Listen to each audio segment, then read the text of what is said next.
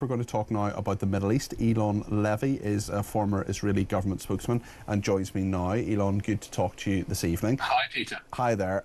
There seems to be a move from the initial plan, which was a 60-day truce and partial release of living hostages was the kind of plan, to now a comprehensive deal to release all the remaining hostages who, of course, have been in horrendous conditions, held captive by Hamas terrorists. We know as well that the big operation to take all of Gaza may not happen until October. The idea would be to prevent that actually needing to happen. How realistic is it, do you think, that some deal may be done?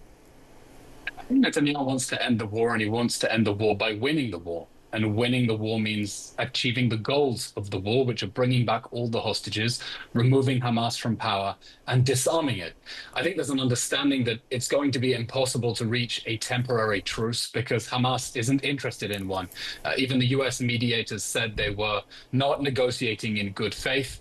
A few weeks ago, we saw, just when it looked like the sides were close to a deal, international pressure on Israel that encouraged Hamas to harden its demands, and the talks collapsed. You know, Marco Rubio, the US Secretary of State, said last week the talks collapsed the day Macron announced that he would recognize a Palestinian state, which Hamas is seeing as a victory. And then when Keir Starmer said he would recognize a Palestinian state, if there's no ceasefire by September, well, I mean, he just gave Hamas every reason to continue the war and refuse to end it. So I think Israel now wants to get a comprehensive deal that is going to end the war. But what's the problem? The whole world says Hamas must give back the hostages, right? The whole world is saying Hamas must give up power, right? The whole world is saying Hamas must disarm, right?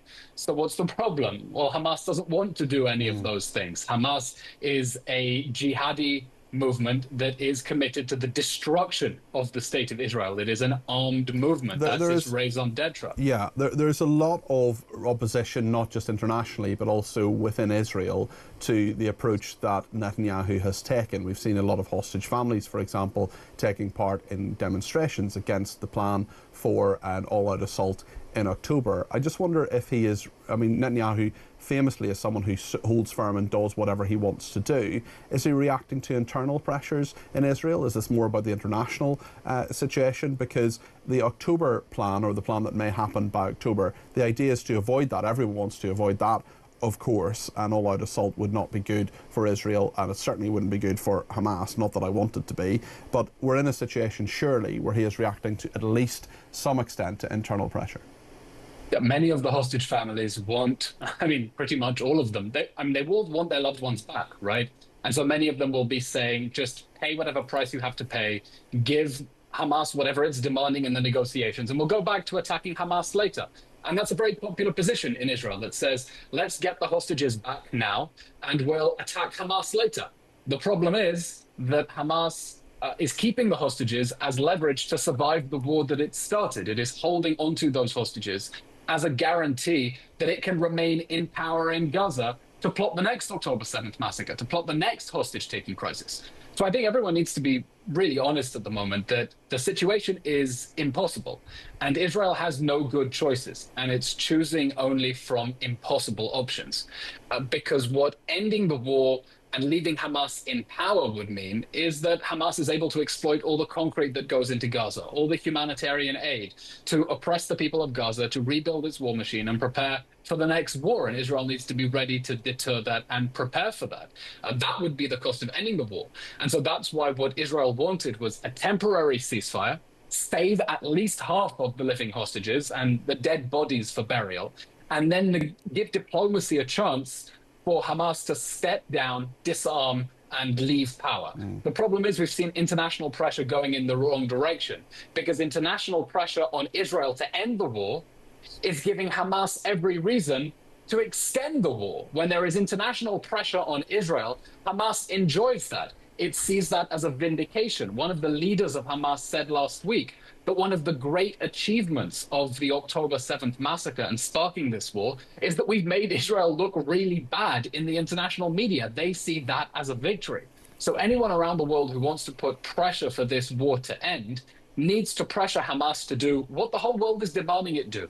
Yeah. Release those poor hostages, and disarm so they can never start another horrible war and take hostages again. Just finally, Eylon, I wonder what your thoughts are in regard to the international reporting of the journalist, I use the term loosely, Anas al-Sharif. I have been absolutely holding my head in my hands at the number of organisations that have been simply accepting at face value that this person was only a journalist, when the overwhelming evidence, which has been put forward by many, many people from many different organisations and privately and other journalists around the world, makes it really clear that he was at the very least in hoc to Hamas, if not a member of Hamas. Yeah, I mean, you're putting your head in your hands. I'm tearing my hair out. Israel is saying this man was a Hamas militant. It has declassified documents it found in Gaza showing he was in Hamas's armed wing.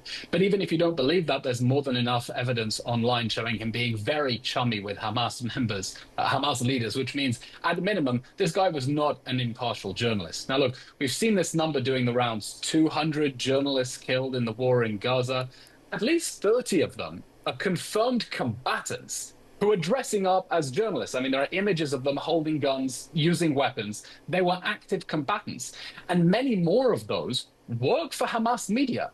Go to the list provided by the Committee to Protect Journalists, and you will see that at least 1/3 of them work for Hamas or Islamic Jihad affiliated media, according to the Committee for the Protection of Journalists' own list. Now, I don't know about you.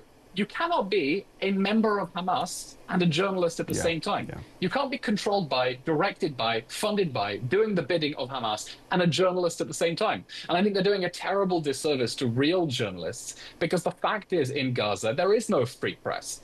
And the only journalists who do try bravely to speak up against Hamas end up getting death threats and tortured by Hamas. That's the reality. And now Israel has decided to let journalists in, which I think is exactly the right decision. Eylon Levy, thank you very much. He's a former Israeli government spokesman. Thank you for joining us on Talk